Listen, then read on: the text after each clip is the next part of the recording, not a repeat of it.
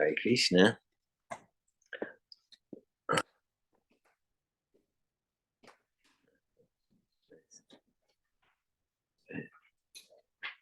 Here we are. Okay. Om Namo Bhagavate Vasudevaya. Om Namo Bhagavate Vasudevaya. Om Namo Bhagavate Vasudevaya. Om Namo Bhagavate Vasudevaya. Om Namo Bhagavate Vasudevaya. Om Namo Bhagavate Vasudevaya. Hare Krishna. We're studying Bhagavad Gita as it is, chapter 7, entitled Knowledge of the Absolute, text 7, chapter 7, text 7. It's September 17th, 2023.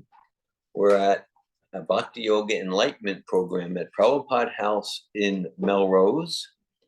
And here in person, we've got, I don't know if I should do this, Mother Malini, Anasuya, Christy Clark, Valerie, Lakshmi Priya, David, hello David, Rachel, hello Rachel.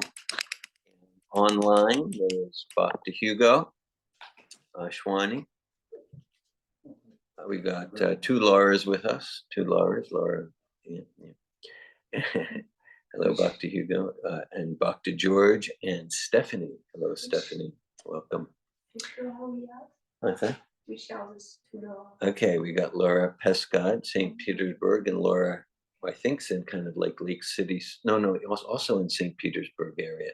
Laura DeRuvo. Hare Krishna. Got two Lauras and a Stephanie. Okay, so chapter 7, text 7. Hare Krishna. Hare Krishna, Laura, good to see you. We'll start with the Sanskrit word for word responsibly. Mata, Parataram, Nanyat, Kinchid, Asti, Dhananjaya, Mai Sarvam, Idam, Potam, Sutre, Manigana, Eva, Mata Parataram Nyanyat, Kinchidasti Dhananjaya, Mai Sarvamidam Potam, Sutre Manigana Eva, Mata Parataram Nanyat,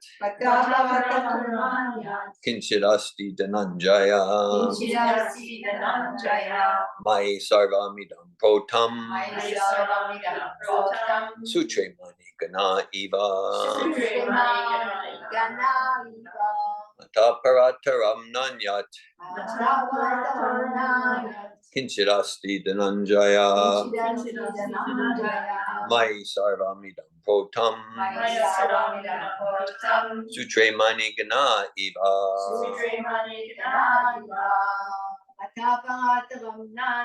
Mata Parataram Nanyat, Kinchid Asti Dhananjaya, Mai Sarvamidam Potam, Sutre Mani Gana Eva, Mata Parataram Nanyat, Kinchid Asti Dhananjaya, Mai Sarvamidam Protam, Sutre Mani Gana Eva, Mata Parataram Nanyat, Kinchid Asti Dhananjaya, Kinchid Asti Dhananjaya, Mai Sarvamidam Protam,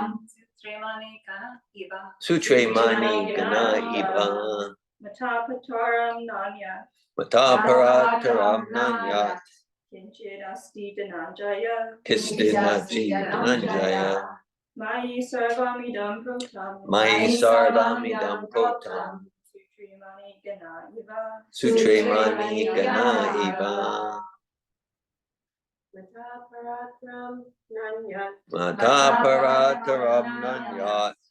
Kinchirasti Dayanjaya. Kinchirasti Dhananjaya. Mai Sarvam Idam Protam. Mai Sarvam Idam Protam. Sutre Mani Gana Iva. Sutre Mani Gana Iva.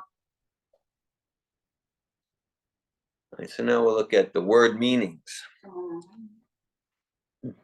Oh, yeah, online. Would someone online please like to recite the verse? Thank you for reminding. Someone online like to lead the recitation of the verse.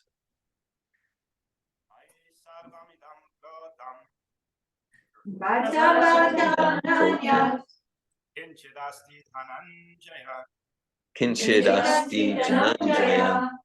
Mai Sarvamidam Protam. Sutre Mani Gana Iva. Thank you, Bhakti Hugo. Anyone else online would like to lead the chanting of the verse? Okay. Mata. Beyond myself. Parataram. Superior. Na. Not. Anyat. Anything else. Kinchid. Something. Asti. There is. Dhananjaya. O conqueror of wealth. Mai. In me. Sarvam. All that be. Idam. Which we see. Protam. Strung. Sutre. On a thread. Mani Gana. Pearls. Eva. Likened. And the word sutre, you can see the English word like a suture, right? Like a stitch. Suture. Stitches. Translation. Suture. Suture. Yeah. Oh, yeah, I did it. Thread. Translation. O conqueror of wealth, Arjuna, there is no truth superior to me. Everything rests upon me as pearls are strung on a thread. Purport by His Divine Grace A.C. Bhaktivedanta Swami Prabhupada. There's a common controversy over whether the Supreme Absolute Truth is personal or impersonal. As far as Bhagavad Gita is concerned, the Absolute Truth is the personality of Godhead Sri Krishna, and this is confirmed in every step. In this verse in particular, it is stressed that the Absolute Truth is a person. That the personality of Godhead is the Supreme Absolute Truth is also the affirmation of the Brahma Samhita. Ishvara Parama Krishna Satchidananda Vigraha. That is, the Supreme Absolute Truth, personality of Godhead, is Lord Krishna, who is the primeval Lord, the reservoir of all pleasure, Govinda, and the eternal form of complete bliss and knowledge. These authorities leave no doubt that the Absolute Truth is the Supreme Person, the cause of all causes. The impersonalist, however, argues on the strength of the Vedic version given in the Shvetashvatara Upanishad. Tato yadutaratam tadarupam manamaya etad vidura vitas te bhavanti etat tare dukam evapiyanti.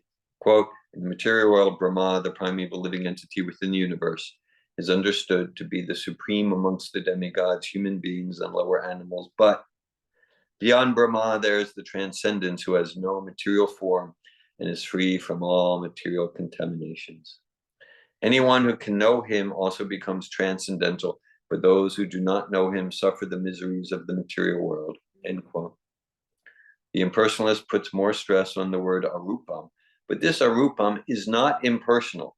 It indicates the transcendental form of eternity, bliss, and knowledge, as described in the Brahma Samhita quoted above. Other verses in the Shvetashvatara Upanishad substantiate this as follows. Dedaham metam purusham mahantam adityavarnam tamasa parastat tameva vidvan amrita iha bhavati nanyapanta vijate ayanaya yasmat param nuparam naparam asti kinchid Yasman Anyo Yatna Jayo Sti Kinchit, quote, I know that Supreme Personality of Godhead who is transcendental to all material conceptions of darkness. Only he who knows him can transcend the bonds of birth and death. There is no way for liberation other than this knowledge of that Supreme Person. There is no truth superior to that Supreme Person because he is the supermost. He is smaller than the smallest and he is greater than the greatest. He is situated as a silent tree and he illuminates the transcendental sky. And as a tree spreads its roots, he spreads his extensive energies. From these verses, one concludes that the Supreme Absolute Truth is the Supreme Personality of Godhead who is all pervading by his multi-energies, both material and spiritual. Hare Krishna. So before speaking something related to this text and purport, we'll recite a few more mantras to continue to invoke auspiciousness in our Sangha, in our gathering. These mantras, you can just listen, you can chant along. They're found on page 1 of the introduction to Bhagavad Gita.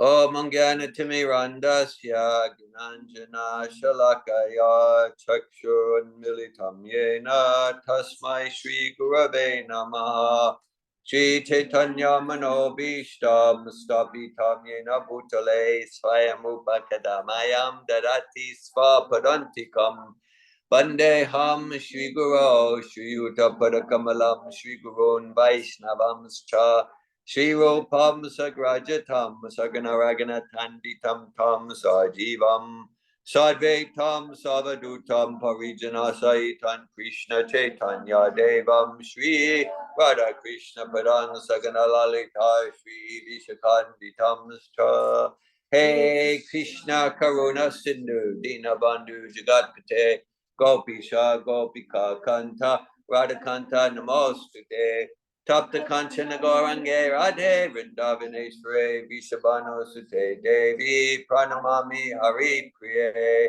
Vanchakalpata Yubhyascha Kripa Sindhubhyevacha Patitanan Pavanebhyo Vaishnavebhyo Namo Namaha Jai Shri Krishna Chaitanya Prabhu Nityananda Shri Advaita Gadadhar Shri Vasari Gaura Bhakta Vrinda Hare Krishna, Krishna Krishna, Hare Hare, Hare Rama, Rama Rama, Hare Hare. Nama Om Vishnu Padaya Krishna Prastaya Bhutale Srimate Bhakti Vedanta Swami Niti Namine Namaste Saraswati Deve Gauravani Pracharine Nirvishesha Shunyavadi Paschatya Desha Tarine. Bhagavad Gita, chapter 7, text 7. Mata parataram nanyat kinchidasti dhananjaya mai sarvamidam protam sutre mani gana eva. O conqueror of wealth, Arjuna, there is no truth superior to me. Everything rests upon me, as pearls are strung on a thread. Hare Krishna. So everyone's interested in origins and source. Everyone's interested in origin and source. Where are you from? I'm from Philadelphia. My grandparents are from Russia and Poland. Where are you from? Right? Everyone's interested in that sort of conversation. What's the source? What's the origin? Okay. So let's get to the very root of that. Okay, it's just like a natural inquiry. Natural inquiry. Where did things come from? Where did you come from? Where did I come from? Okay. So just 3 verses earlier in this chapter. So Krishna, to get to source, essence, absolute. Absolute, the word absolute is used in the purport. Absolute means that which is true in all time and space. So I can say, I'm David Wolf, I'm 62 years old, I'm from Philadelphia, Pennsylvania. So that's not absolute truth. Right? Was I David Wolf from Philadelphia, Pennsylvania a trillion years ago? Will I be David Wolf from Philadelphia a million years from now? No. So it's relative truth. Right? So what's true in all time and space? That's absolute. And that's where, to the extent we can get to the absolute truth, then we're secure. Otherwise, everything's flickering and just very temporary and insecure, and we're taking shelter in that which is just relative, and we know that at some level as spirit souls with full of knowledge. So Krishna describes earlier in this chapter, well, he describes 5 gross elements that constitute material nature and 3 subtle elements that are also material. Bhumira po nalovayu kamana buddha egasha ahankarami tiyame bina prakriti astada. Earth, water, fire, air, ether, 5 gross elements. Ether, space, is the subtlest of the gross elements. And the 3 subtle material elements, mind, intelligence, and what's called ahankara, or false ego. Okay. So the gross elements, that's like makes up the hands and the legs and like that. Okay. Right. So when we think of like, who are you? Who am I? Because just like everyone wants to know, source origin, we'd like to have deep conversations, deep connections. We want that. You maybe heard a little skepticism, cynicism, sarcasm in my voice. Because to the extent that I'm conceiving you and me as essentially a bag of bones and blood and pus and like that, like we are this dead matter, I'm this dead matter, you're that dead matter. How deep can we really go, even if we stay up till 2 a.m. and have really, but if my conception of self and you is so external, it's superfluous. It's superfluous. So a little more subtle, a little deeper than that, a little more essential is like, oh yeah, I'm not the body, right? Like the French philosopher who kind of opened the door to modernist philosophy, Descartes. He did some analysis. I'm not the body. I think, therefore I am. So he didn't quite get that he's not the mind, right? Just like I pick up things with my finger, I walk with my legs, I speak with my mouth. I think with my mind, but I'm not my mind, just like I'm not my finger. Right? I'm not my mind. So okay, so that's a little more subtle. Yeah. It's a little more subtle because we don't. Okay, we can see the hands and the leg. We don't see the mind, but with a little intelligence, we can say, there's a mind. So that relates to this verse. Everything I'm speaking hopefully relates to this verse. Everything rests upon me as pearls are strung on a thread. Okay. All right. So just like, let's say if there's a little child and sees a necklace and sees a necklace of pearls. So the little child, the pearls are just magically hanging in the air. Right? Because the child doesn't have knowledge. We say, no, it's not just hanging in the air. There's a thread. Do you see the thread? No, I don't see the thread, but I have intelligence and I know there's a thread. Okay. The child doesn't have the capacity yet. There's a thread. Okay. So many examples like that, right? So this is about learning, cultivating the capacity to see, to realize with the eyes of knowledge. Another basic example, a little child sees the sun, and the sun is it's a yellow circle in the sky about 3 inches in diameter. That's what the sun is. Okay, yeah, let's see. No, it's not. No, it's a stellar body, like 1.4 million times the volume of the Earth planet, and it's not a little circle. Okay, because we're not seeing with these. We're seeing with the eyes of knowledge. Okay, so as we come to see with the eye, we see what's the thread, horizontal and vertical. What's the tapestry behind all creation? So that requires getting beyond the superfluous, the body, and even the subtle body. I'm not the mind and intellect either. Basic metaphor, right? There's the hardware, there's the software. I'm not the hardware, I'm not the software. I'm the operator of the computer. Okay.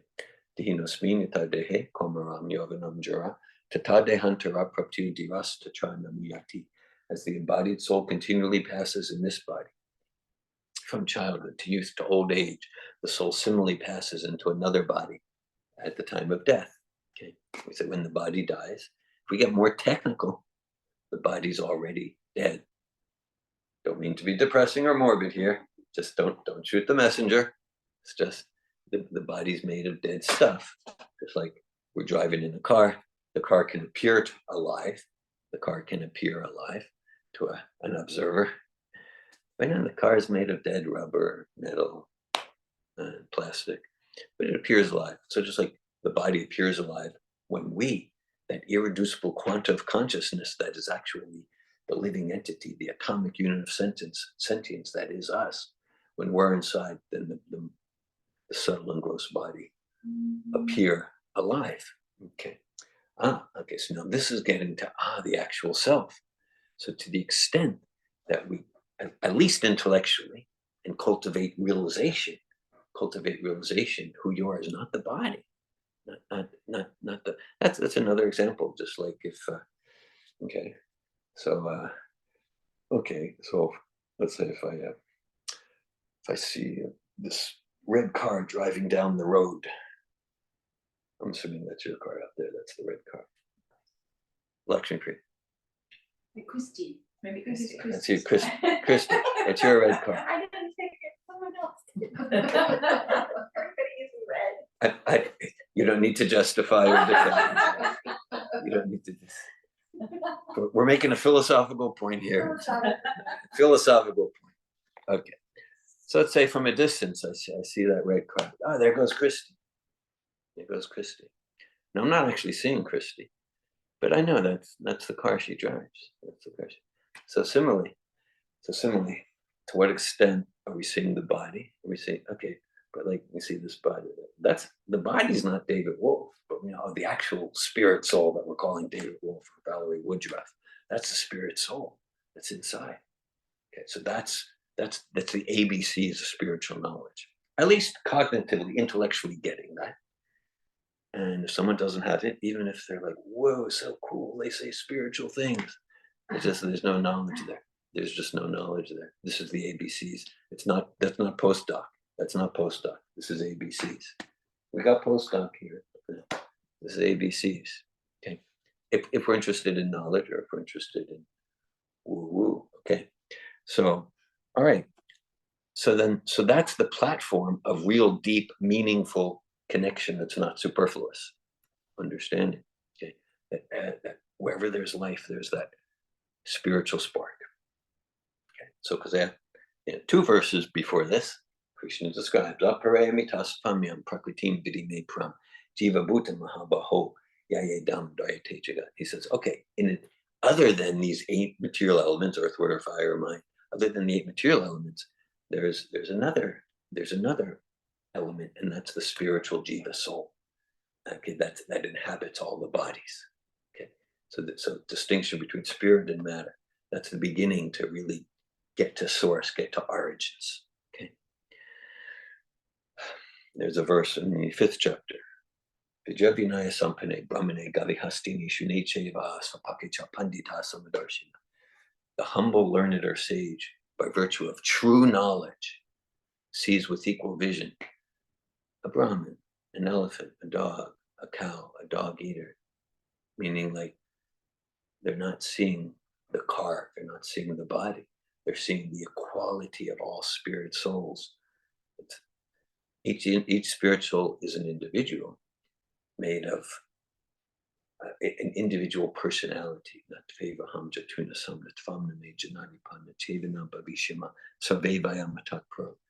An eternal spiritual personality made of such Chidananda, Vigraha, eternity, knowledge, and bliss.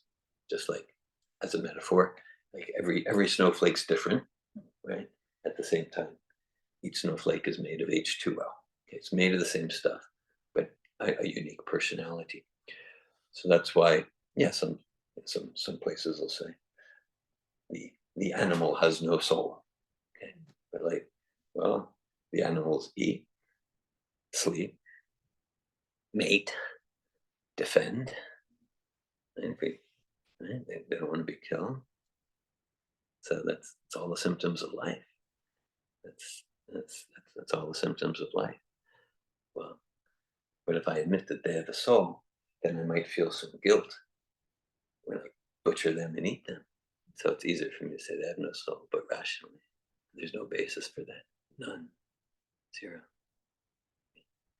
So, yeah. So there's wherever there's life, there's that spirit soul. So this gets to real sensitivity to the living force. Real sensitivity to the living force. Yeah. And so the distinction. So what's at the core? What gets to the real substratum of all existence? So again, it's not matter. It's not nothing. It's not mind. Okay, then we get the spirit soul, that conscious living. So the distinction between consciousness and that which is inanimate. Okay. So we're not there yet, but we're getting to the very substratum of existence. That we're getting to the soul, right? And so the soul's like a magnet, and according to our consciousness, according to our desire, we attract matter, right? According to my particular set of desires and intentions, 63 years ago, I attracted a particular type of body and a particular type of circumstance, Okay, so conscious life comes from life. We can say, oh, matter combines to create life. Oh, just like, what is matter? Okay, just like, okay, so there's a chair back there. Okay. So the chair is not conscious, right? The chair is not saying, I want to be moved over there. But I might say after some time, I'd like to stand up. I'd like to move over here. I'd like to consume some prasadam. I have desires because I'm an aware, conscious, living being. And the chair's in that. So, oh, but if we put two chairs together, then it becomes this very conscious, aware entity. No, then you just have two non-conscious entities. Well, okay. But if we put 20 chairs, 200 chairs together, then it'll become a conscious entity. Hope you're following me. Okay, because that's essentially what goes in the name of science. That consciousness is an epiphenomena of a combination of matter. Whether we talk of matter as the atom, the molecule, the electron, the subatomic particles like quarks and gluons, whatever they got these days. I mean, every 20 years, they change. Okay, but it's like a chair. It's an inanimate thing. You can put them together however you want, trillions of them. Then you just got trillions of inanimate things. And they've never put together any inanimate things to create a conscious entity because consciousness is irreducible. So now we're getting to the very substratum of existence. Now, okay, so we have ourselves as conscious entities. Now, so like, yeah, I like that. At the same time, let's say like, okay, there's like in this body, the body of David Wolf. So there's like all sorts of stuff going on. There's all sorts of blood running through corpuscles and digestive systems. And actually I studied some physiology back in high school. There were 10 physiological systems, right? The cardiovascular and the pulmonary and skeletal system.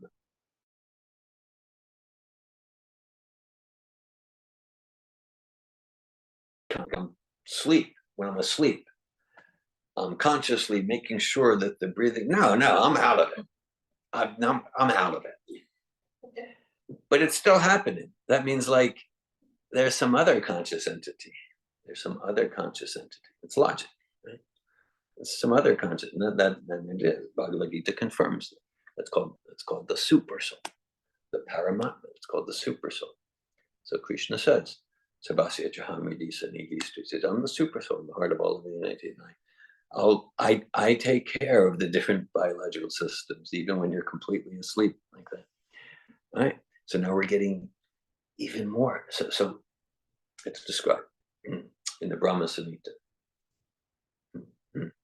Primanjana Charita Bhakti Vilochanena Santa Sadaiva Vidayeshu Vilokayanti Yam Shama Sundaram Chincha Gunasvarupam Govinda Madi Purusham Tamaham Bhajami. I worship Govinda, the primeval Lord, the first progenitor, who is Shama Sundar, Krishna himself, possessing innumerable transcendental qualities and attributes, and whom the pure devotees see in their heart of hearts with the eyes of devotion, tinged with the salve of love.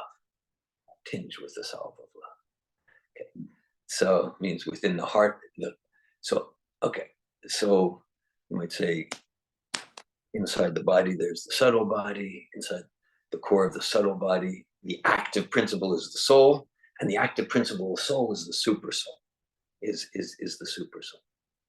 Krishna says in the 10th chapter of Bhagavad Gita, Yad Yad Vibhuti Matsatam Srimad Ujitam Evava Tadat Eva Vagachatam Ekam Sena Stito Jagat. He says, in beautiful nature, this material nature, beautiful, all these beautiful, mighty, and glorious creations that are this nature, they spring from the spark of my splendor. So what is that spark? That's the super soul. That's that gets to the very substratum of existence of the whole universe, or even the metacosmos, the collection of universes. And then Krishna goes on and says, Ateva Bhagnatena Kim Gatena Tavarjuna Vistabhyamidam Kritsnam Ekam Sena Stilajaga. And Krishna says, but what need is there, Arjuna, for all this detailed knowledge? Because Krishna gives a lot of detailed knowledge. Like in this next verse, which we read a few months ago here at Prabhupada House, Vasoham Apsakontya, Prabhasmi Sasisurayo, Pranavasaravedeshu, Shabdake Purushambeshu, that Krishna says, I'm the taste of water. I'm the light of the sun and the moon. Krishna gives us ways to God through nature. Okay. And he said, but what need is there for all this detailed knowledge? With a single spark of myself, I pervade and support this entire universe. So behind everything, behind this, even more subtle than the super soul, is Sri Krishna, Bhagavan, the supreme personality of Godhead. So that gets the thread of all existence. Sri Krishna, the personality of Godhead.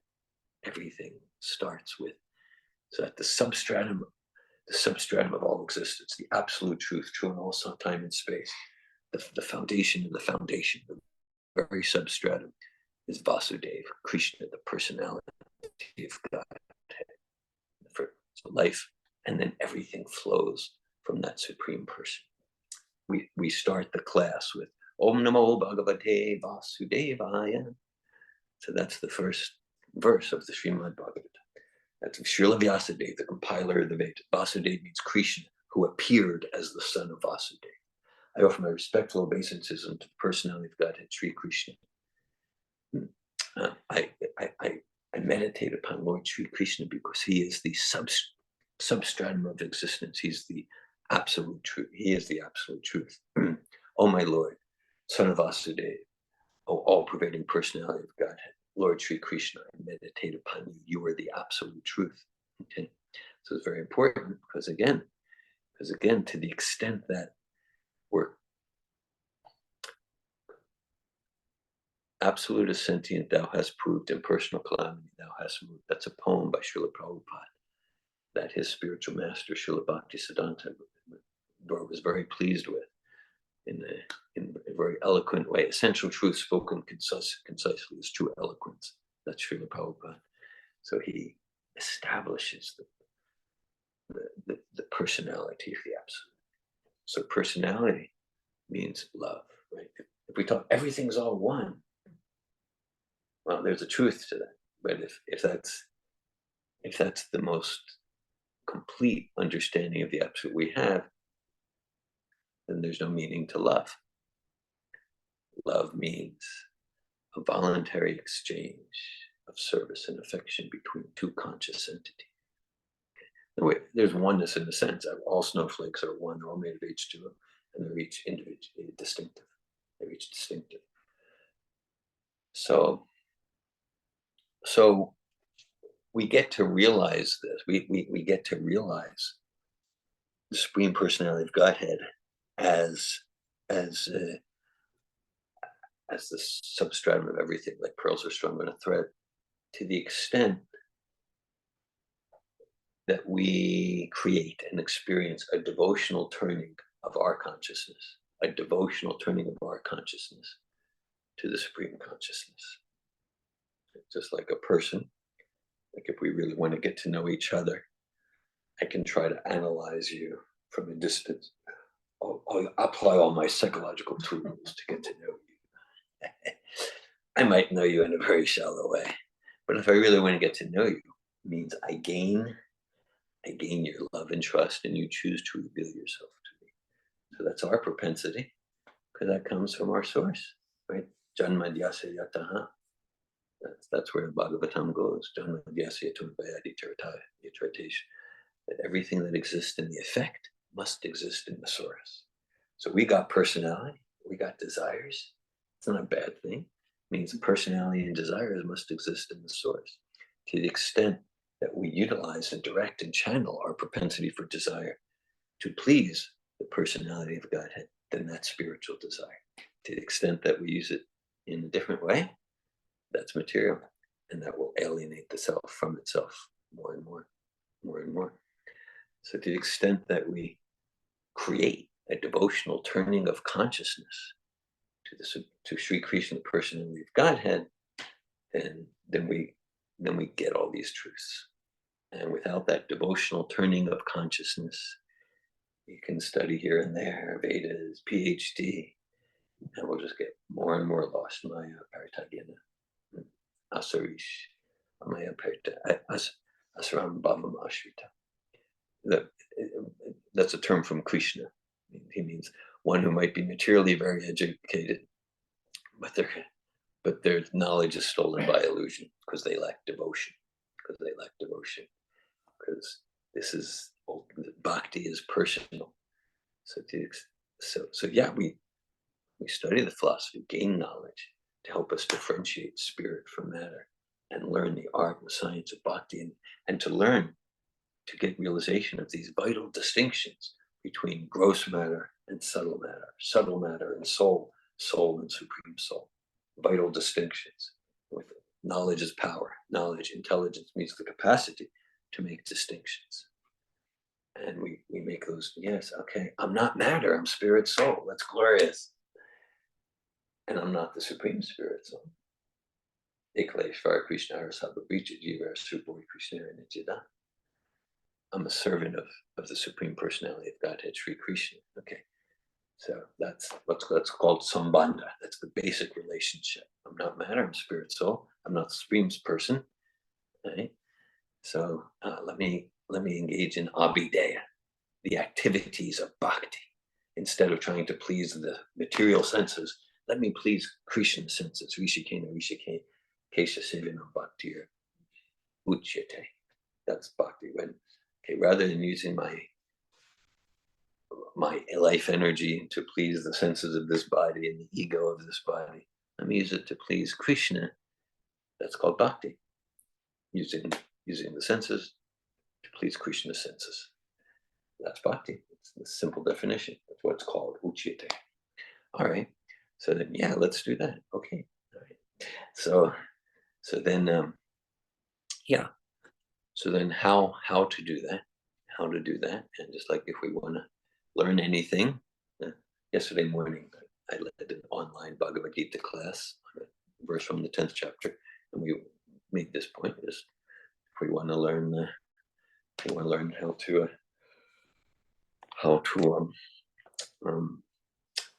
to conduct a physics experiment, how to play tennis or golf, how to play guitar. Yeah, we're going to learn either directly or we'll read a book from someone who's a master. Otherwise, so I want to serve God. I want to serve Krishna. So I guess I'll just do whatever I want to do. Well, because what we're talking about here is we're conditioned souls. Right? The proof that I'm not sincere to engage in bhakti yoga is this stuff. This is. I mean, maybe I'm talking a good game, and I can convince you how sincere I am. But this the fact that I've got this material body, this means like I've dedicated myself to forget who I am as spirit, soul, and serve Krishna. Okay. But fortunately, especially in the human form, we get to turn that around. We get to create transformation. We get to create transformation. So all right, so let me use these senses to serve Krishna. How to do that? So we have our current living direct link to the Parampara, Srila Prabhupada. And Prabhupada, he's a master of this, just like if there's a master of physics, we can learn from them. If there's a master of any field. So he's a master of self-realization, bhakti yoga. So if I'm sincere and intelligent, let me learn from the master. Let me learn from the master. It's not about selling out my personality. It's about by practicing bhakti under the guidance of someone who's like really good at this, more than really good, expert, perfect at this. And he's a virtuoso. Then my spiritual personality radiates and shines, radiates forth. So it's about dedicating ourselves to merge our personality. A quote I quoted yesterday from a Spanish author, Paul Coelho, probably didn't pronounce it correctly, but he said, real freedom is the capacity to commit to our highest good. So my highest good is not about, just like enhancing the eating, sleeping, mating, and defending of this stuff. Not that we want to neglect the car, but that's not the ultimate aim of life. My highest good is realizing who I am as spirit soul, realizing who I am as servant of Sri Krishna, the thread of all existence. Okay, so to do that, so we have in chapter 2, text 64, Krishna uses the term the regulative principles of freedom. Okay, regulative principles of freedom, and so because in our conditioned state, we see sometimes we can go into like, well, I think spiritual life means to do what's natural. Do what's natural. Yeah, just what comes naturally. Okay, let's look at that. So, sure, yeah, but naturally, for who or for what? Okay, for who or for what? Like, I want to do what's natural, and I am my tongue and belly, and for my tongue and belly, it's natural to go to the refrigerator like 10 times a day. It's natural for my tongue and belly. Okay. So am I my tongue and belly? Am I my genitals? Am I this ego that is convinced I'm from Philadelphia, Pennsylvania from 62 years ago? Okay. Yeah. So natural for what? For the body, for the mind. Right. Yeah. So let's do what's natural for the spirit soul. And for that I need to realize who I am as a spirit soul.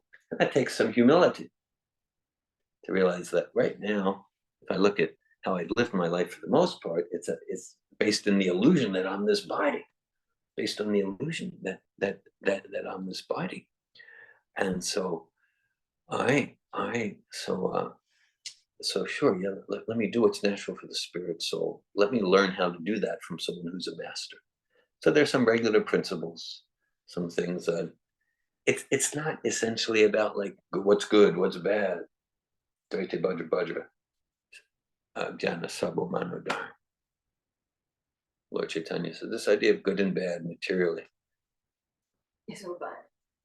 There's no good and bad, as Malini just said. It's all bad. It's all bad. Again, I don't mean to be depressing. Don't shoot the messenger. No, but it's all bad if it sends us more into whether it's good, it gives me happiness. It's bad, it gives me distress. But it alienates me further from my natural nature spiritually as a devotee of Krishna. Okay, then it's all bad. And we can turn all bad to 100% all good. Because externally, in a given day, in a given life, sometimes things go according to the script. And sometimes things that didn't go according to my script, whether it's my health, my relationships, my finances, right? We have good days and bad days and good years and bad years. Okay. But if I cultivate the capacity to respond to the so-called relative good and bad with deepening my enthusiasm for self-realization and Krishna consciousness, then it's all good. then it's all good. That's absolute good. Because then I'm in the process of liberating myself from the illusion of that I'm this body, I'm this bag of stool and pus and bones. Okay. So there's some regular principles, some things that support us towards self-realization and realizing the thread of all existence, Sri Krishna, the personality of Godhead, like doing just what we're doing here, hearing Krishna's words in Bhagavad Gita, hearing the words and discussing the words of Srila Prabhupada, the pure devotee of Krishna. Right? So we do this and chant, of course, chant the Yuga Dharma, Haranam, Haranam, Haranam Eva Kevalam, Kila, Nastev, Nastev, Nastev, Gatyanyata, particularly all the time, chanting the names of God is completely recommended in any bona fide, in any bona fide spiritual literature. Chant the names of the divine. If that's missing, we're sure it's not a bona fide spiritual literature. When Prabhupada would go to Iran, he wouldn't even say chant Hare Krishna. He would say, you have your names of Allah, chant them. He would be like at the monastery in Australia, I think a St. Francis monastery. He wouldn't say, oh, you have to chant Hare Krishna. You have your names of Jesus, chant them, chant genuine names of God. It's a Yuga Dharma. And often he would say, okay, so chant the names of God for self-realization. It's recommended. Otherwise, if we're not doing that, we're probably doing some concoction that will just spin around this way and that will spin our wheels for like a million lifetimes. But any bona fide, path, chant the names of the Supreme. He says, oh, you don't have a name for Supreme? I got one for you. Hare Krishna, Krishna Krishna, Hare Hare, Hare Rama, Rama Rama, Hare Hare. So that's like a basic do. Other basic do's like rise early, engage in spiritual morning program, refrain from, let's say, to minimize the violence involved in the food we eat, or even at a higher level, to make a commitment to eat only Krishna Prasadam.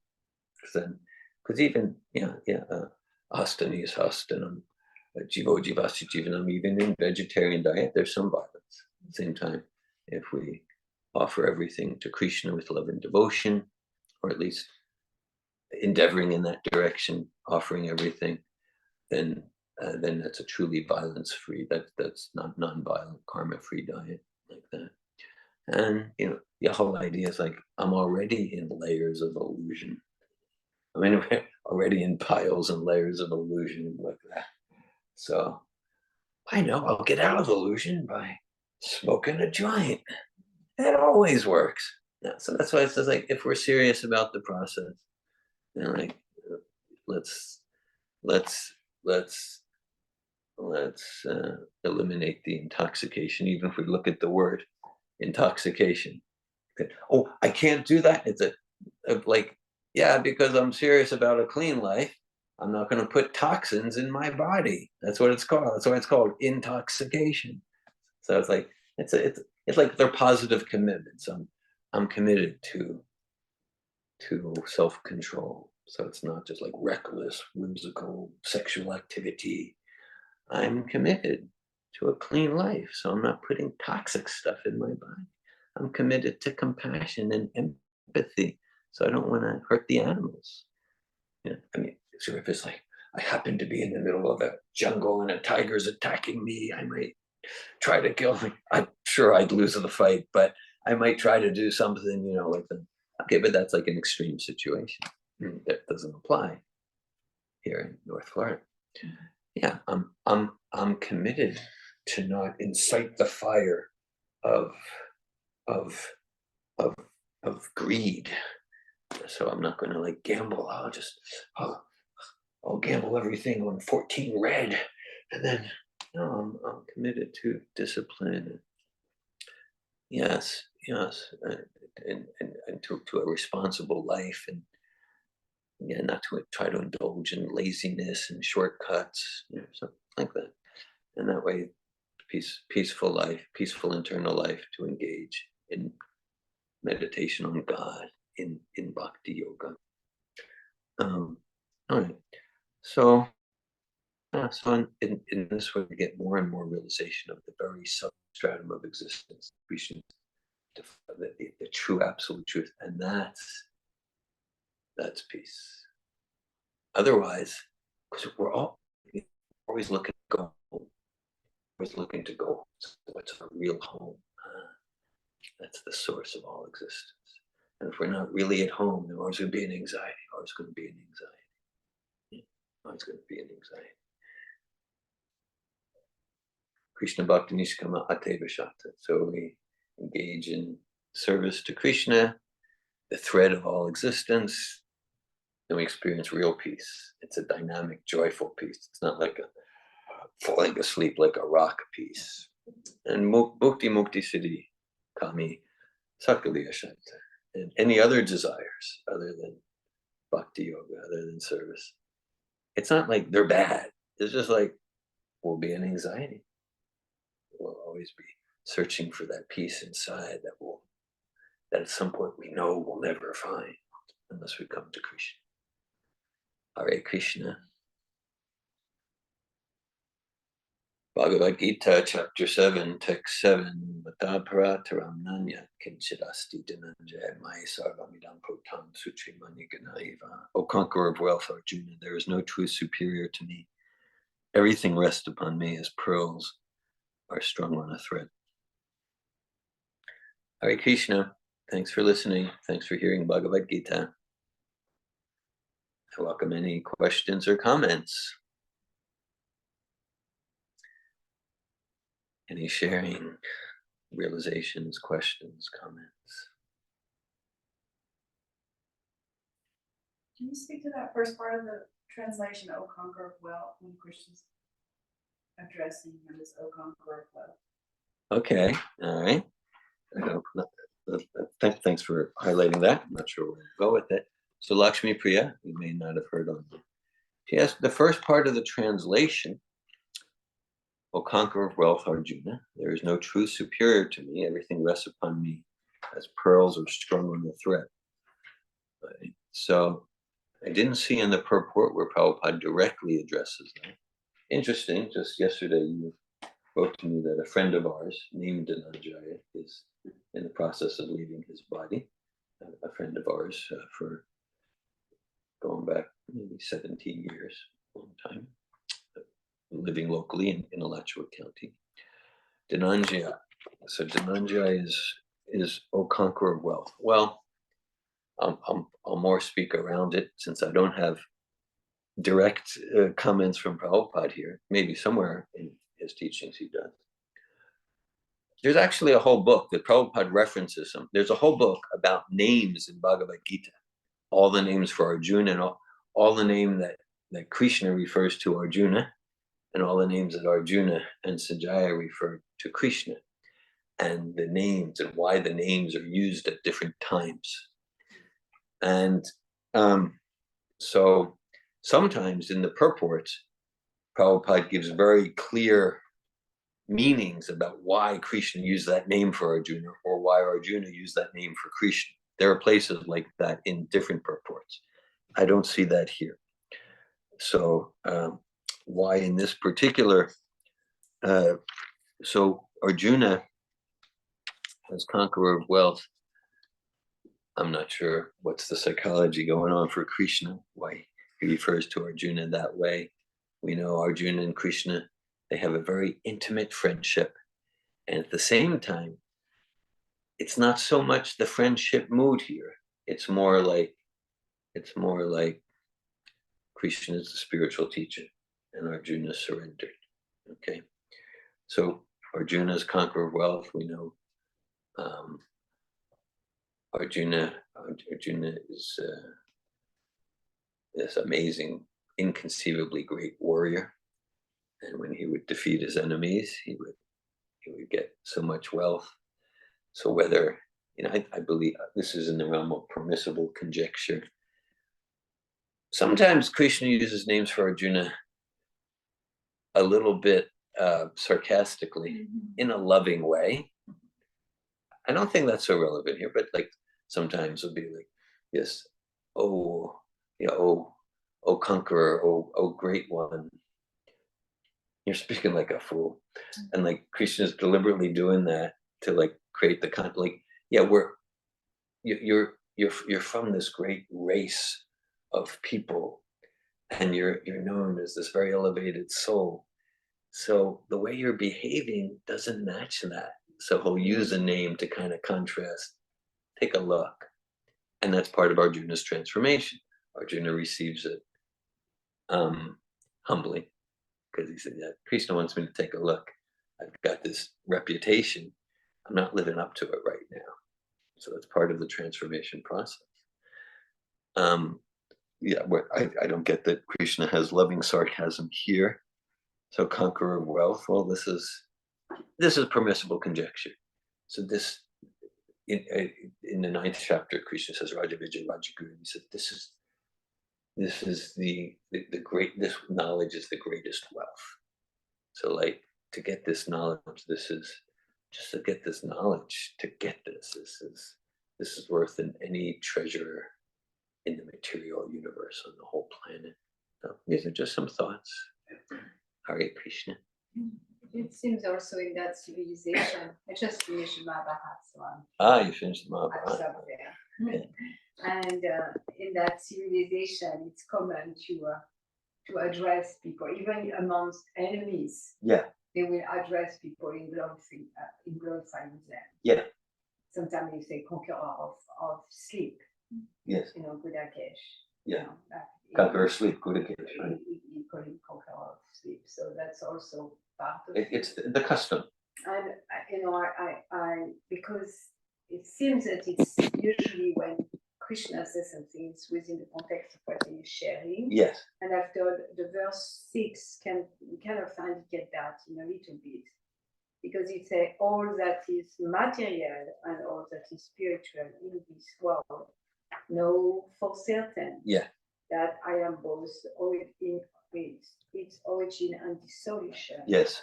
So it's kind of wealth. Yeah. It's like all there is. Yes, all there is. And Yeah. it's one of abundance of Bhagavan. Yeah. Bhagavan is a wealthier. Yeah. So it's a conqueror of wealth. Well, you need to conquer me in some ways. Yeah. Like that. That's it. It's a thing. It is a wealth. Makes sense. Yeah. Right. So we have Krishna, because that's it. So Krishna is the owner of all the riches. And so Prabhupada often makes the point.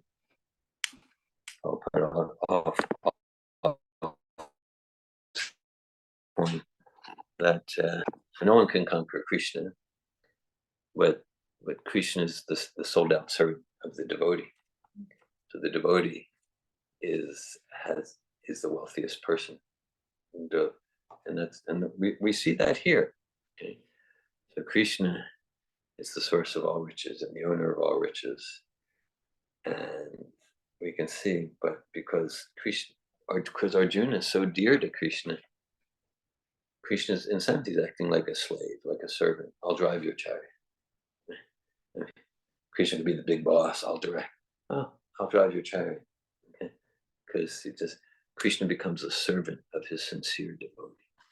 The servant. So it's just like the supreme personality of Godhead, right? The greatest treasure becomes the servant of the devotee. Now, the devotee doesn't think, oh yeah, I want to boss Krishna around like that. And the devotee just said, how can I deepen my enthusiasm to serve Krishna? And we serve Krishna through Krishna's pure devotee, through our current link to the Prabhupada. Devotee's never thinking, I want Krishna to serve me. But when the devotee has that unconditional service mood, then Krishna, like Krishna says about his devotees in Vrindavan, I can never repay you. I'm so indebted to you for your pure devotion. I can never repay you. So that's the greatest wealth. Thank you.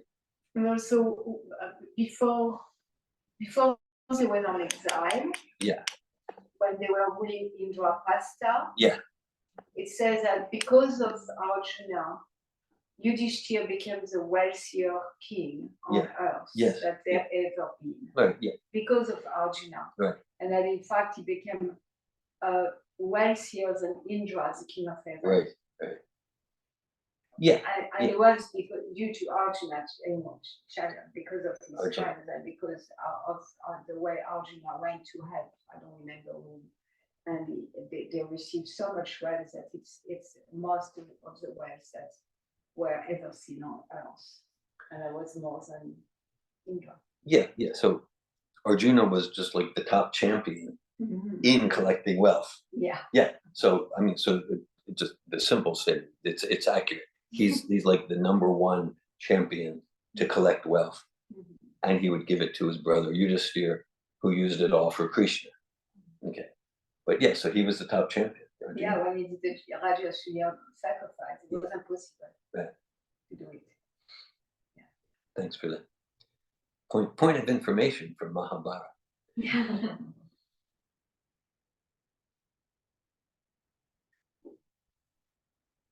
Other comments or questions? I just have a comment.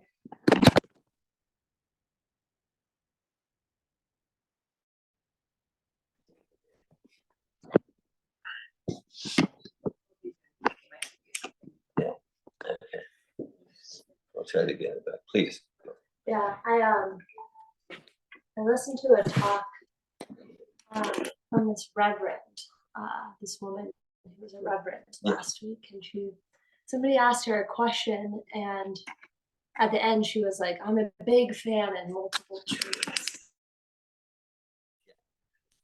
And after I was like so perplexed by this, and just like it stuck with me so much of what she said because it was so confusing. Yeah, it stuck with you, and it left an impression, and a confusing impression. Yeah, because it's like, well, what does that even mean? What's that even And then mean? you said, like, when we look at everything and we say, like, everything is love, like we're all love, and then love doesn't have any meaning. Yeah.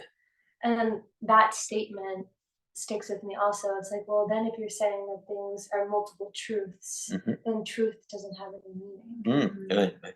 Yeah. And so I've had lots of conversations this week about truth. Okay.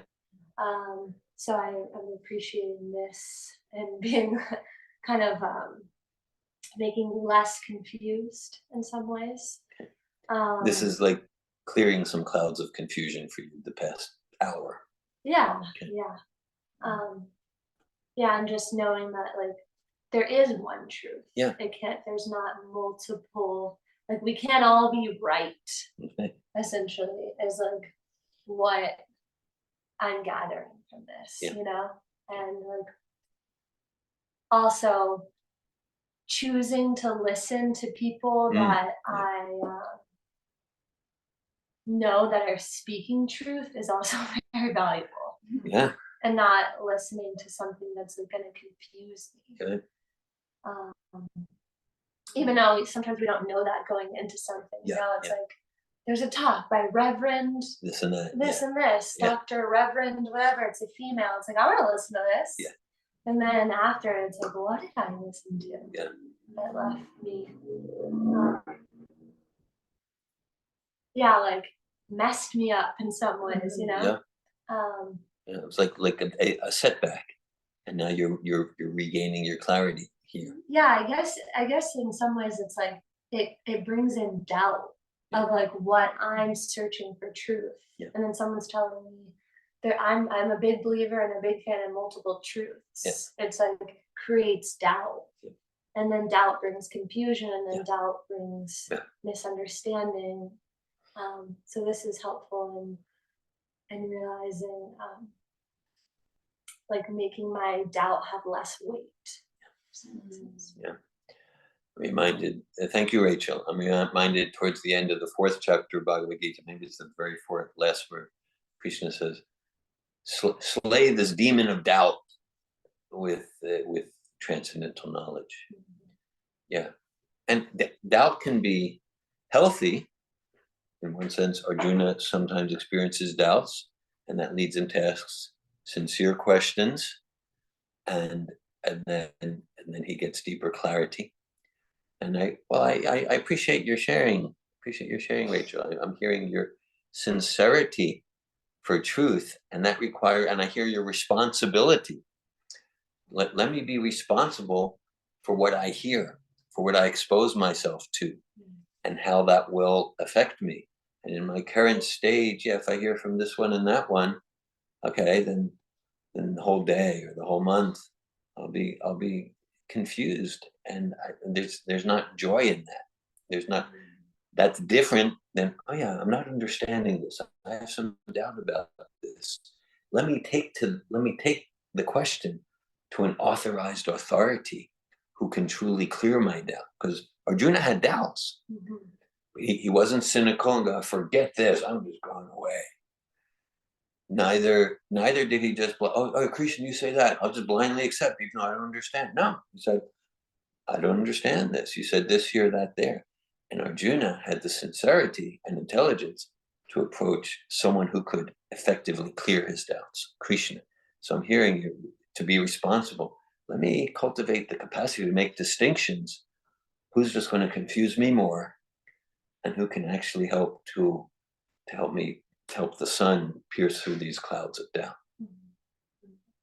Thanks for that. It's interesting what you're sharing, what we're sharing about the river, like there's so many truths. And then you came to like, wow, then there's no truth. And according to the Vedanta Sutra, a human life starts when one inquires about the absolute truth. So as long as there is no such inquiry about the absolute truth, not about the relative truth, because there is many relative truths. But as long as one doesn't inquire about the absolute truth, then it's not even a human being level. Like, and that's how the Vedanta Sutra starts. And then in that verse, in the second chapter of Bhagavatam, it said, Jivasya tattva vigyasya nartayasya karmavi. There really is a desire, like we shouldn't desire sense gratification, because that's going to, turn off us again and again. And we should, we should desire a healthy life, self-preservation. And he said, because human life is meant to inquire about the absolute truth again. And he said, nothing else should be the goal of one's work. So the goal of all the work is to inquire about the absolute truth, not necessarily, it doesn't say to know or to have the answer, but to inquire.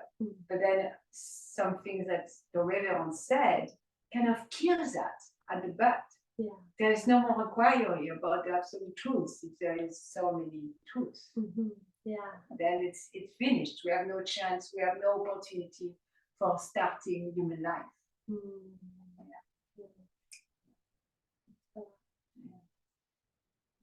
Yeah. It's like you inside right away when there is no truth. Yeah, and it makes me think of something that I also heard today. Someone mentioned that when we gain more knowledge, like knowledge in literature, getting a PhD, kind of some of the stuff you're speaking to, then somehow that takes us further away from truth. But when people are studying in that way, it seems like they're going towards more truth. Seems that way. Yeah. To gain more knowledge, but yeah. in reality, that creates separation from God, separation from Krishna, and how, like, what is actually absolute is quiet. Yeah. The truth can be sometimes quiet, and those other things become so much more loud. This feels very relevant. Thanks for sharing. I'm hearing quiet is kind of like it demands a true internal meditative consciousness. It's not in the modern day, postmodern, more and more what goes in the name of knowledge is taking us further from actual truth. This discussion reminds me of it's some of you have heard me quote this, but it's a quote from a Harvard valedictorian, maybe from the late 80s. Valedictorian, this was the Harvard graduate who was voted the #1 Harvard, right? They're supposed to be smart there. And this valedictorian was very smart. So he started his speech. He got all the graduates and all the family members. He started his speech and he said, "Ladies and gentlemen, all of us graduates here, in our years at this fine institution, we've all had one shared experience. And ladies and gentlemen, that shared experience that we've all had is confusion." Somehow they didn't take the big cane and drag him off the stage yet. And he continued, he says, "The freedom of our day is the freedom to commit ourselves to any value we choose, on the mere condition that we don't believe that it's actually true." So that's multiple truths. I'm so non-judgmental. It sounds very good. So he pierced through it. So he went on to basically say, this is a formula for insanity in the name of higher education. And this is why there's more and more psychiatric meds in the world, etc., etc. Okay. You can't believe whatever you want. We're so liberal and tolerant. Oh, just believe whatever you want. But if you actually think it's true, then you're some sort of primitive caveman who's stuck in a bygone age. Okay. Because the real truth is to understand that there's no truth. And then we're all stuck with emptiness. There's no foundation. No foundation. No foundation. So of course, and understand that as the centuries went on, intellectuals, they got disappointed, they got disheartened in the name of religion. There's so much dogmatic, non-scientific, non-rational, non-philosophic pseudo foundations. So that was rejected. And we get people like Descartes and Newton, and they attempted with some success to establish an absolute spirit, an absolute God on some rational foundation. At the same time, it started a slippery slope, because the so-called spiritual authorities in much of the world, they were degraded and they were alienated from true knowledge. So here in Bhagavad Gita, Srimad Bhagavatam from Srila Prabhupada, we have a completely rational basis for a living foundation, a rational basis for understanding and realizing, not just a rational basis for ontologically understanding, but for a process for realizing, a rational process for realizing the Supreme Person as the foundation of all existence. So it's rational and spiritual. It includes and transcends the best of, I'll call it, the pre-modern, modern, and postmodern ages. And that's bhakti. That's the actual science and process of bhakti.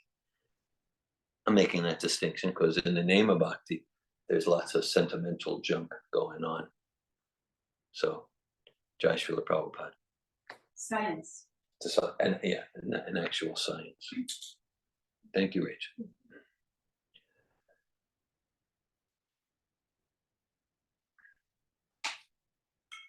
Anything else?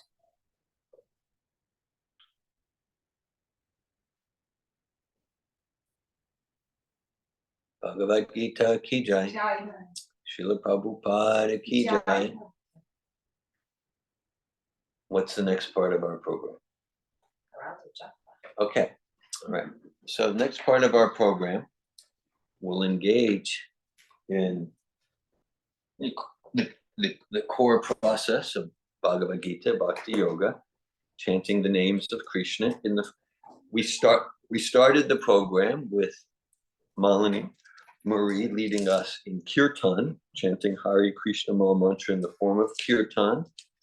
It's a full body expression of Bhakti Yoga, singing and dancing. Another way to chant Hare Krishna Maha Mantra is through japa. So for those who would like to join, we'll chant a round of Hare Krishna Mahamantra Japa together. I think most or all of you know the process.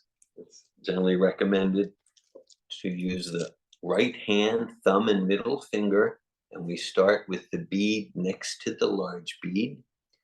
And it's a meditation process. It's meditation on transcendental sound vibration.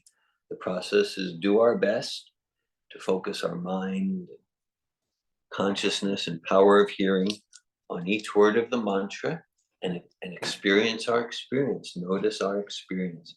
Each word of this, it's a 16-word mantra composed with 3 words, Hare, Krishna, and Rama. Each of those words is a name of the divine. The names of the divine are, the names of God are non-different from God. That's why whatever we understand, whatever doubts we have, we participate in the process, and it's transformationally, transcendentally purifying.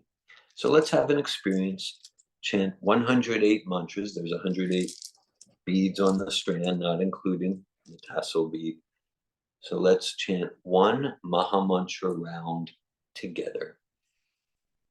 Hare Krishna, Krishna Krishna, Hare Hare, Hare Rama, Rama Rama, Hare Hare, Hare Krishna, Krishna Krishna, Hare Hare, Hare Rama, Rama Rama, Hare Hare, Hare Krishna, Krishna Krishna, Hare Hare, Hare Rama, Rama Rama, Hare Hare, Hare Krishna, Krishna Krishna, Hare Hare, Hare Rama, Rama Rama, Hare Hare, Hare Krishna, Krishna Krishna, Hare Hare, Hare Rama, Rama Rama, Hare Hare, Hare Krishna, Krishna Krishna, Hare Hare, Hare Rama, Rama Rama, Hare Hare, Hare Krishna, Krishna Krishna, Hare Hare, Hare Rama, Rama Rama, Hare Hare, Hare Krishna, Krishna Krishna, Hare Hare, Hare Rama,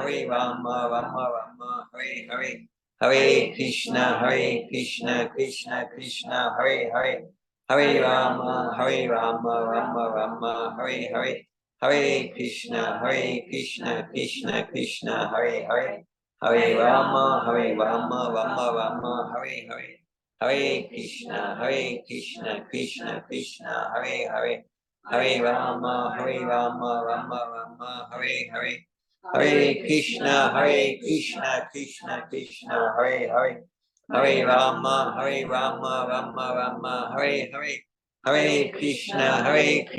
Krishna Krishna, Hare Hare, Hare Rama, Rama Rama, Hare Hare, Hare Krishna, Krishna Krishna, Hare Hare, Hare Rama, Rama Rama, Hare Hare, Hare Krishna, Krishna Krishna, Hare Hare, Hare Rama, Rama Rama, Hare Hare, Hare Krishna, Krishna Krishna, Hare Hare, Hare Rama, Rama Rama,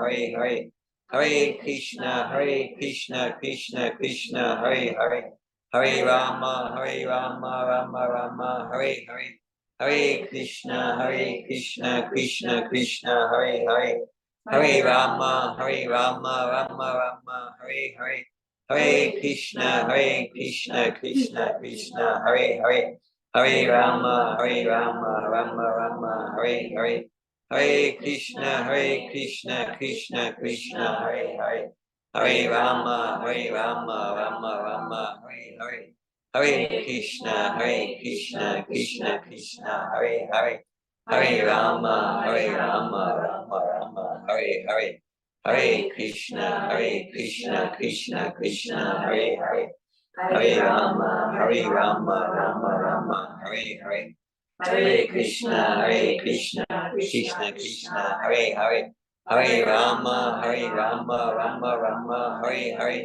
Hare Krishna, Krishna Krishna, Hare Hare, Hare Rama, Rama Rama, Hare Hare, Hare Krishna, Krishna Krishna, Hare Hare, Hare Rama, Rama Rama, Rama, Hare Hare, Hare Krishna, Krishna Krishna, Hare Hare, Hare Rama, Rama Rama, Hare Hare, Hare Krishna, Krishna Krishna, Hare Hare, Hare Rama, Rama Rama, Hare Hare, Hare Krishna, Krishna Krishna, Hare Hare, Hare Rama, Rama Rama, Hare Hare, Hare Krishna, Krishna Krishna, Hare Hare, Hare Rama, Rama Rama, Hare Hare, Hare Krishna, Krishna Krishna, Hare Hare, Hare Rama, Rama Rama, Hare Hare,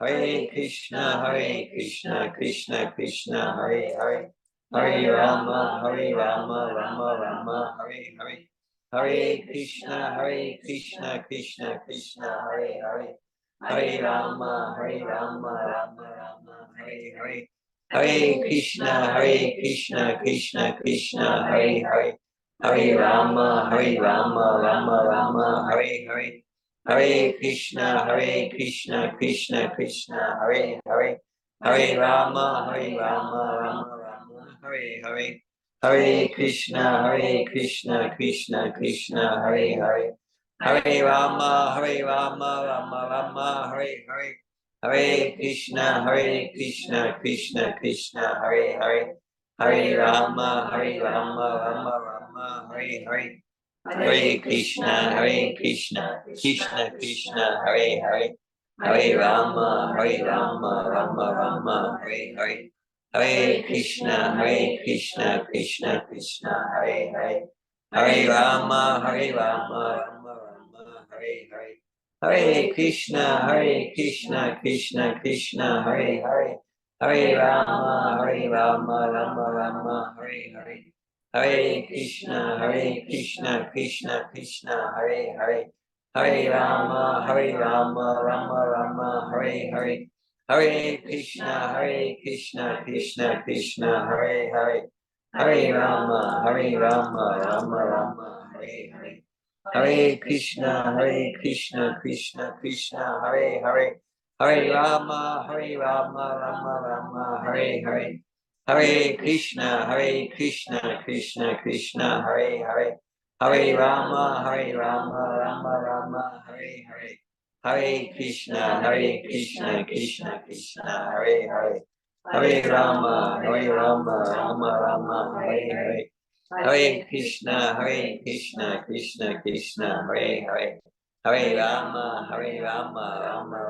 Hare Hare, Hare Krishna, Krishna Krishna, Hare Hare, Hare Rama, Rama Rama, Hare Hare, Hare Krishna, Krishna Krishna, Hare Hare, Hare Rama, Rama Rama, Hare Hare, Hare Krishna, Krishna Krishna, Hare Hare, Hare Rama, Rama Rama, Hare Hare, Hare Krishna, Krishna Krishna, Hare Hare, Hare Rama, Rama Rama, Hare Hare, Hare Krishna, Krishna Krishna, Hare Hare, Hare Rama, Rama Rama, Hare Hare, Hare Krishna, Krishna Krishna, Hare Hare, Hare Rama, Rama Rama, Hare Hare, Hare Krishna, Krishna Krishna, Hare Hare, Hare Rama, Rama Rama, Hare Hare, Hare Krishna, Krishna Krishna, Hare Hare, Hare Rama, Rama Rama, Hare Hare, Hare Krishna, Krishna Krishna, Hare Hare, Hare Rama, Rama Rama, Hare Hare, Hare Krishna, Krishna Krishna, Hare Hare, Hare Rama, Rama Rama, Hare Hare, Hare Krishna, Krishna Krishna, Hare Hare, Hare Rama, Rama Rama, Hare Hare, Hare Krishna, Krishna Krishna, Hare Hare, Hare Rama, Rama Rama, Hare Hare, Hare Krishna, Krishna Krishna, Hare Hare, Hare Rama, Rama Rama, Hare Hare, Hare Krishna,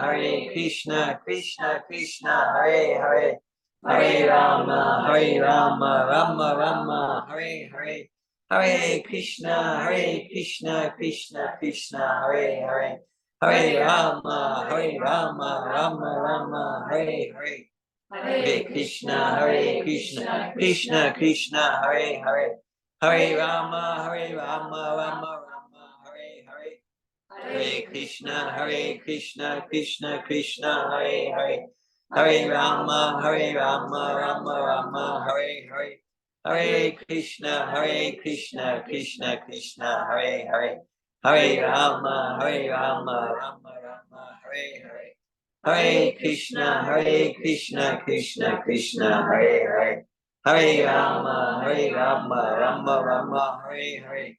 Hare Krishna, Krishna Krishna, Hare Hare, Hare Rama, Rama Rama, Hare Hare, Hare Krishna, Krishna Krishna, Hare Hare, Hare Rama, Rama Rama, Hare Hare, Hare Krishna, Krishna Krishna, Hare Hare, Hare Rama, Rama Rama, Hare Hare.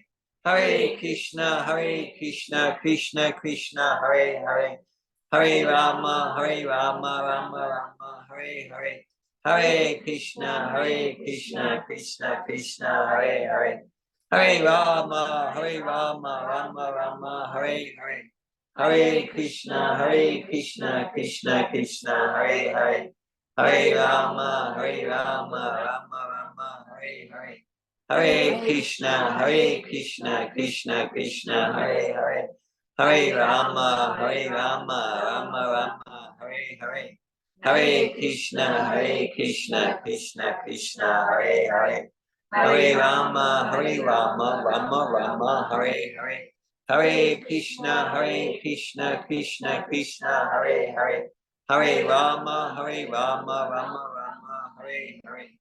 Hare Krishna, Krishna Krishna, Hare Hare, Hare Rama, Rama Rama, Hare Hare, Hare Krishna, Krishna Krishna, Hare Hare, Hare Rama, Rama Rama, Hare Hare, Hare Krishna, Krishna Krishna, Hare Hare, Hare Rama, Rama Rama, Hare Hare. Hare Krishna, Krishna Krishna, Hare Hare, Hare Rama, Rama Rama, Hare Hare, Hare Krishna, Krishna Krishna, Hare Hare, Hare Rama, Rama Rama, Hare Hare, Hare Krishna, Krishna Krishna, Hare Hare, Hare Rama, Rama Rama, Hare Hare. Hare Krishna, Krishna Krishna, Hare Hare, Hare Rama, Rama Rama, Hare Hare, Hare Krishna, Krishna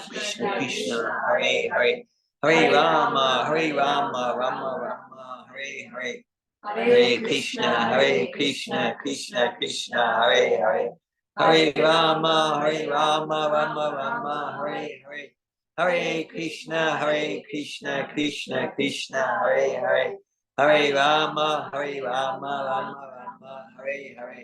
Hare Krishna, Krishna Krishna, Hare Hare, Hare Rama, Rama Rama, Hare Hare, Hare Krishna, Krishna Krishna, Hare Hare, Hare Rama, Rama Rama, Hare Hare, Hare Krishna, Krishna Krishna, Hare Hare, Hare Rama, Rama Rama, Hare Hare. Hare Krishna, Krishna Krishna, Hare Hare, Hare Rama, Rama Rama, Hare Hare, Hare Krishna, Krishna Krishna, Hare Hare, Hare Rama, Rama Rama, Hare Hare, Hare Krishna, Krishna Krishna, Hare Hare, Hare Rama, Rama Rama, Hare Hare. Hare Krishna, Krishna Krishna, Hare Hare, Hare Rama, Rama Rama, Hare Hare, Hare Krishna, Krishna Hare Hare, Hare Rama, Rama Rama, Hare Hare, Hare Krishna, Krishna Krishna, Hare Hare. Hare Rama, Rama Rama, Hare Hare. Hare Krishna, Krishna Krishna, Hare Hare. Hare Rama, Rama Rama, Hare Hare. Hare Krishna, Krishna Krishna, Hare Hare. Hare Rama, Rama Rama, Hare Hare. Hare Krishna, Krishna Krishna, Hare Hare. Hare Rama, Rama Rama, Hare Hare. Hare Krishna, Krishna, Hare Hare. Hare Rama, Rama Rama, Hare Hare. Hare Krishna, Krishna, Hare Hare. Hare Rama, Rama Rama, Hare Hare. Hare Krishna, Krishna, Hare Hare. Hare Rama, Rama Rama, Hare Hare. Hare Krishna, Krishna, Hare Hare. Hare Rama, Rama Rama, Hare Hare. Hare Krishna, Krishna, Hare Hare. Hare Rama, Rama Rama, Hare Hare. Hare Krishna, Krishna, Hare Hare. Hare Rama, Rama Rama, Hare Hare. Hare Krishna, Krishna, Hare Hare. Hare Rama, Rama Rama, Hare Hare. Hare Krishna, Krishna, Hare Hare. Hare Rama, Rama Rama, Hare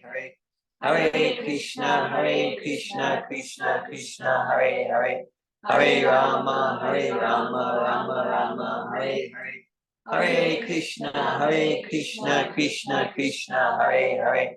Hare Rama, Rama Rama, Hare Hare. Hare Krishna, Krishna, Hare Hare. Hare Rama, Rama Rama, Hare Hare. Hare Krishna, Krishna, Hare Hare. Hare Rama, Rama Rama, Hare Hare. Hare Krishna, Krishna, Hare Hare. Hare Rama, Rama Rama, Hare Hare. Hare Krishna, Krishna, Hare Hare. Hare Rama, Rama Rama, Hare Hare. Hare Krishna, Krishna, Hare Hare. Hare Rama, Rama Rama, Hare Hare.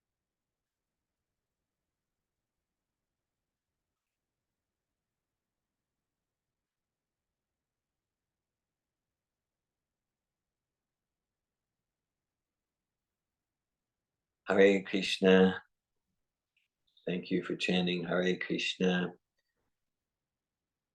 Before we go to the next part of our program, would anyone like to share in one or two or a few words what you're experiencing from chanting the round of japa together? Would anyone like to share in one or two or a few words what you're experiencing? Anasuya.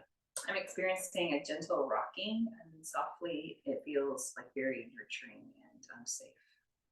Gentle rocking, softly nurturing, safe. Thank you. I'm experiencing ease and buzzing. Ease and buzzing. Thank you, Rachel.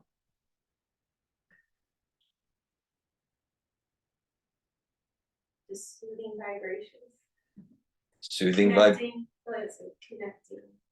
spiritually. Soothing vibration, spiritual connection. Thank you, Christy. I'm experiencing energy, power, strength. Energy, power, strength. Thank you, Melanie. I'm experiencing depth and peace. Depth and peace. Thank you, Valerie.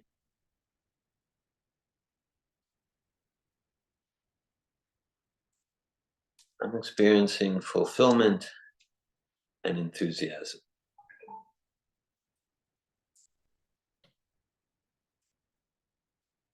Hare Krishna. So if I'm understanding correctly, the next part of our program is Kirtan, then Prasadam. Yes. Jai, Hare Krishna. So, it was supposed to rain, but it doesn't look like it's gonna rain, so we should, go outside and spread the holy names all around. Some outdoor kirtan. Jai, and I'm going to, end the recording part of this presentation, so let me do that.